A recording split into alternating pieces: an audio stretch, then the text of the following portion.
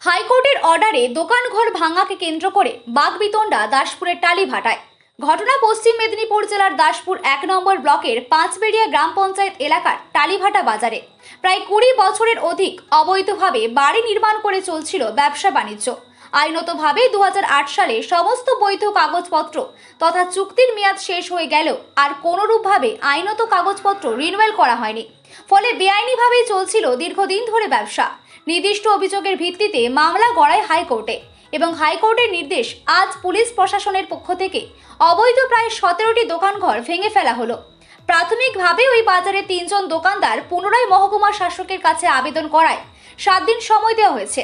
তার মধ্যে যদি কোনো আইনি নির্দেশ না আসে তাহলে ওই 3টি অবৈধ দোকানঘর ভেঙে ফেলা হবে বলে জানিয়েছেন দাসপুর 1 নম্বর ব্লকের সমষ্টি উন্নয়ন আধিকারিক এবং দাসপুর 1 নম্বর BLRO।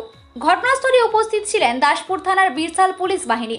প্রাথমিক পর্যায়ে বাধার সম্মুখীন হলেও পুলিশ প্রশাসনের হস্তক্ষেপে অবৈধ দোকানঘরগুলি ভেঙে ফেলা হয়। যে সমস্ত দোকানদারগুলি তাদের ব্যবসার কর্মস্থল হারালেন তাদের দাবি যাতে প্রশাসনের পক্ষ থেকে তাদেরকে কর্মসংস্থানের জন্য জায়গা দেওয়া হয়।